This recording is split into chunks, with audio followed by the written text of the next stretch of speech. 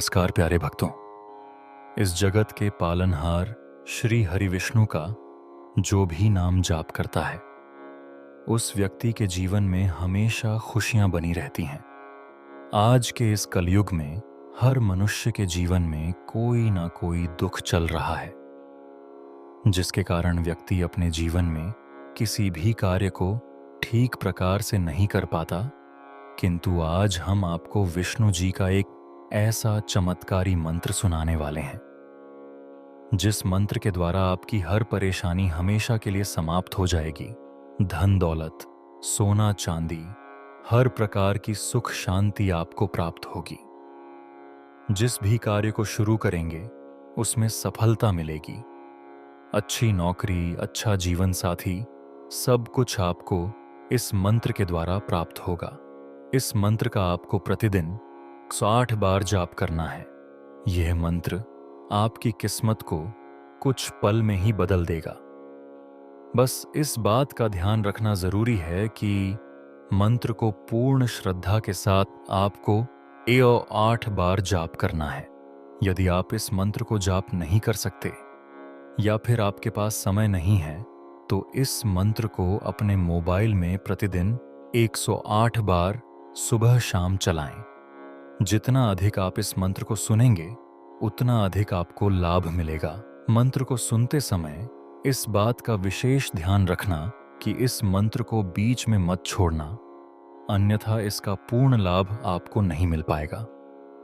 तो चलिए भक्तों, इस दिव्य मंत्र की शुरुआत करते हैं। शान्ताकारं भुजगशयनं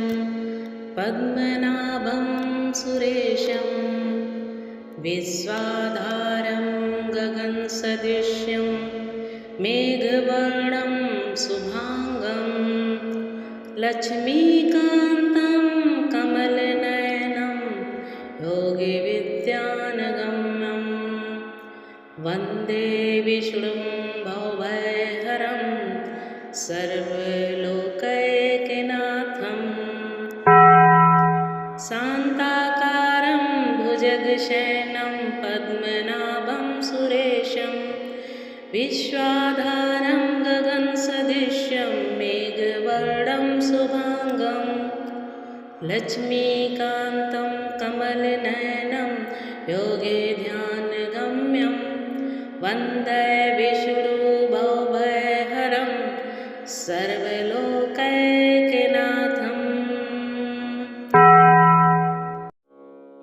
शान्ताकारं भुजगशयनं पद्मनाभं सुरेशं विश्वाधारं गगनसदृशं मेघवर्णं शुभांगं लक्ष्मीकान्तं कमलनयनं योगिविद्यानगम्यं वन्दे विष्णुं भवभयहरं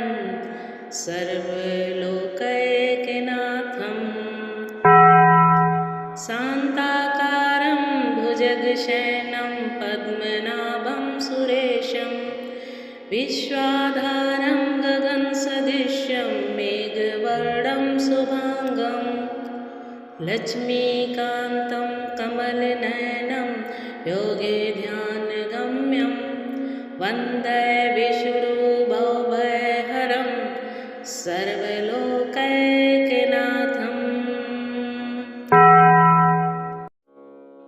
शान्ताकारं भुजगशयनं पद्मनाभं सुरेशं विश्वाधारं गगनसदृशं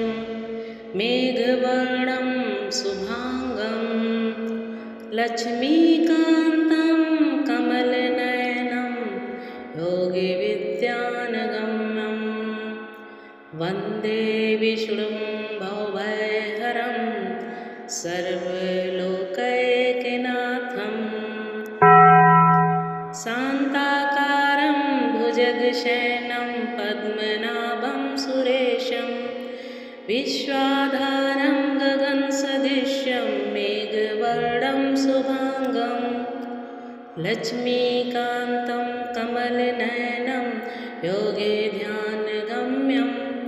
वन्दे विष्णु भवभयहरं सर्वलोकैकनाथम्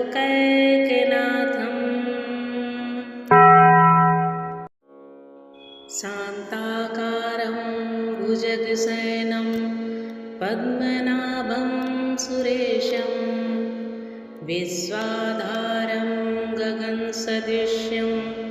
मेघवर्णं शुभांगं लक्ष्मीकान्तं कमलनयनं योगिविद्यानगम्यं वन्दे विष्णुं भवभयहरं सर्वलोकैकनाथम् शान्ताकारं भुजगशयनं पद्मनाभं सुरेशं विश्वाधारं गगनसदृशं मेघवर्णं शुभांगं लक्ष्मीकान्तं कमलनयनं योगिध्यानगम्यं वन्दे विष्णु भवभयहरं सर्वलोकैकनाथम् शान्ताकारं भुजगशयनं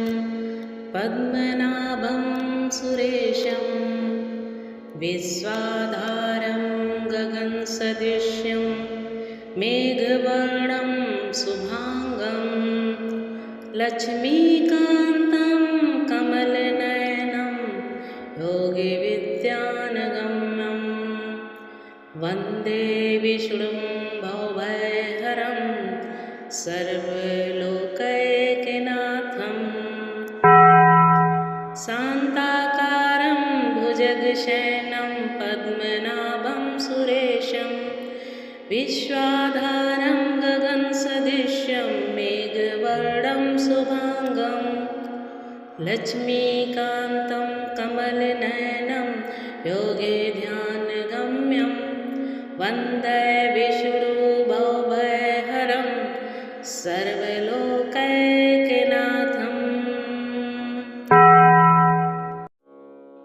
शान्ताकारं भुजगशयनं पद्मनाभं सुरेशं विश्वाधारं गगनसदृशं मेघवर्णं शुभांगं लक्ष्मीकान्तं कमलनयनं योगिविद्यानगम्यं वन्दे विष्णुं भवभयहरं सर्वलोकैकनाथम् शान्ताकारं भुजगशयनं पद्मनाभं सुरेशं विश्वाधारं गगनसदृशं मेघवर्णं शुभांगं लक्ष्मीकान्तं कमलनयनं योगिध्यानगम्यं वन्दे विष्णु भवभयहरं सर्वलोकैकनाथम् शान्ताकारं भुजगशयनं पद्मनाभं सुरेशं विश्वाधारं गगनसदृशं मेघवर्णं शुभांगं लक्ष्मीकान्तं कमलनयनं योगिविद्यानगम्यं वन्दे विष्णुं भवभयहरं सर्वलोकैकनाथम् शान्ताकारं भुजगशयनं पद्मनाभं सुरेशं विश्वाधारं गगनसदृशं मेघवर्णं शुभांगं लक्ष्मीकान्तं कमलनयनं योगिध्यानगम्यं वन्दे विष्णु भवभयहरं सर्वलोकैकनाथम् शान्ताकारं भुजगशयनं पद्मनाभं सुरेशं विश्वाधारं गगनसदृशं मेघवर्णं शुभांगं लक्ष्मीकान्तं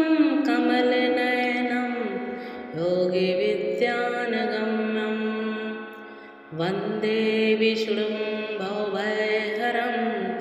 सर्वलोकैकनाथम्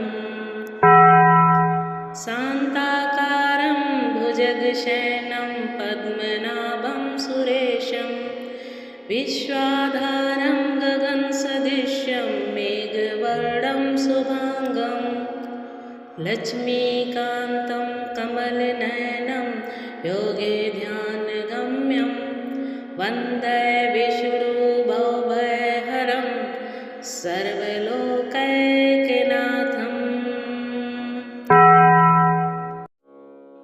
शान्ताकारं भुजगशयनं पद्मनाभं सुरेशं विश्वाधारं गगनसदृशं मेघवर्णं शुभाङ्गं लक्ष्मीकान्तं कमलनयनं योगिविद्यानगम्यं वन्दे विष्णुं भवभयहरं सर्वलोकैकनाथम् शान्ताकारं भुजगशयनं पद्मनाभं सुरेशं विश्वाधारं गगनसदृशं मेघवर्णं शुभाङ्गं लक्ष्मीकान्तं कमलनयनं योगे ध्यानगम्यं वन्दे विष्णुं भवभयहरं सर्वलोकैकनाथम् शान्ताकारं भुजगशयनं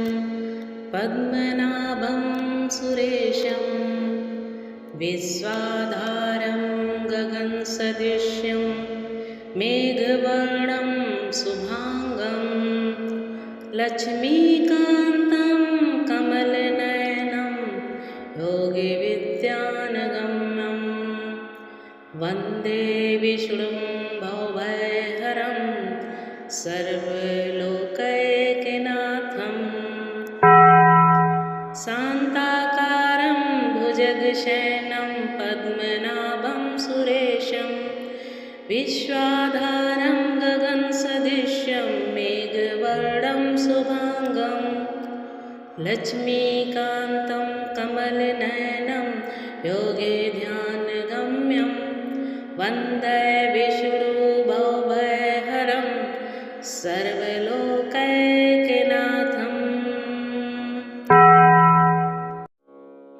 शान्ताकारं भुजगशयनं पद्मनाभं सुरेशं विश्वाधारं गगनसदृशं मेघवर्णं शुभाङ्गं लक्ष्मीकान्तं कमलनयनं योगिविद्यानगम्यं वन्दे विष्णुं भवभयहरं सर्वलोकैकनाथम् शान्ताकारं भुजगशयनं पद्मनाभं सुरेशं विश्वाधारं गगनसदृशं मेघवर्णं शुभाङ्गं लक्ष्मीकान्तं कमलनयनं योगे ध्यानगम्यं वन्दे विष्णुं भवभयहरं सर्वलोकैकनाथम् शान्ताकारं भुजगशयनं पद्मनाभं सुरेशं विश्वाधारं गगनसदृशं मेघवर्णं शुभाङ्गं लक्ष्मीकान्तं कमलनयनं योगिविद्यानगम्यं वन्दे विष्णुं भवभयहरं सर्वलोकैकनाथम् शान्ताकारं भुजगशयनं पद्मनाभं सुरेशं विश्वाधारं गगनसदृशं मेघवर्णं शुभाङ्गं लक्ष्मीकान्तं कमलनयनं योगे ध्यानगम्यं वन्दे विष्णुभवभयहरं सर्वलोकैकनाथम्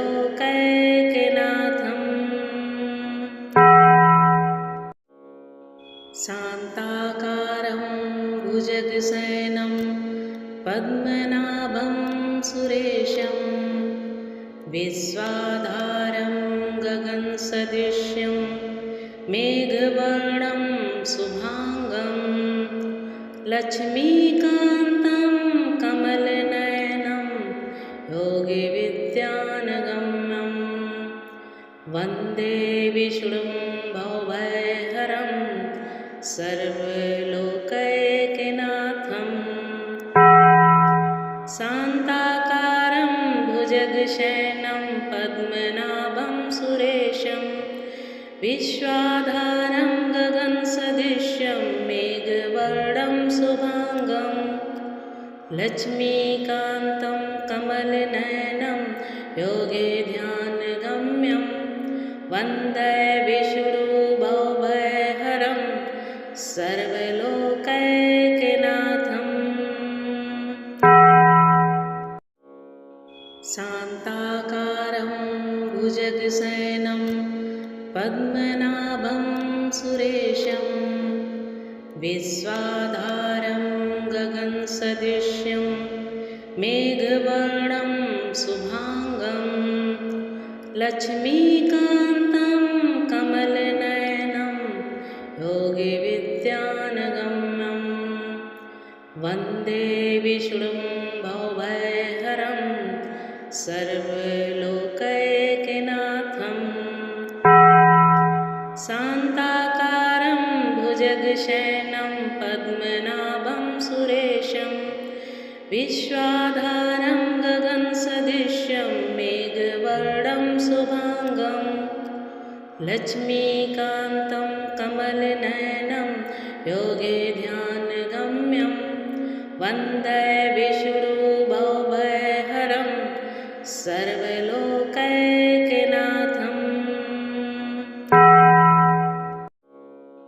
शान्ताकारं भुजगशयनं पद्मनाभं सुरेशं विश्वाधारं गगनसदृशं मेघवर्णं शुभांगं लक्ष्मीकान्तं कमलनयनं योगिविद्यानगम्यं वन्दे विष्णुं भवभयहरं सर्वलोकैकनाथम् शान्ताकारं भुजगशयनं पद्मनाभं सुरेशं विश्वाधारं गगनसदृशं मेघवर्णं शुभांगं लक्ष्मीकान्तं कमलनयनं योगिध्यानगम्यं वन्दे विष्णुभवभयहरं सर्वलोकैकनाथम्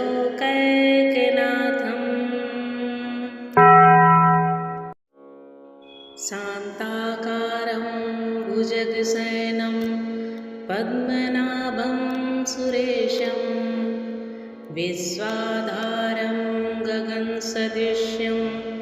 मेघवर्णं शुभांगं लक्ष्मीकान्तं कमलनयनं योगिविद्यानगम्यं वन्दे विष्णुं भवभयहरं सर्वलोकैकनाथम् शान्ताकारं भुजगशयनं पद्मनाभं सुरेशं विश्वाधारं गगनसदृशं मेघवर्णं शुभांगं लक्ष्मीकान्तं कमलनयनं योगिध्यानगम्यं वन्दे विष्णुभवभयहरं सर्वलोकैकनाथम् शान्ताकारं भुजगशयनं पद्मनाभं सुरेशं विश्वाधारं गगनसदृशं मेघवर्णं शुभांगं लक्ष्मीकान्तं कमलनयनं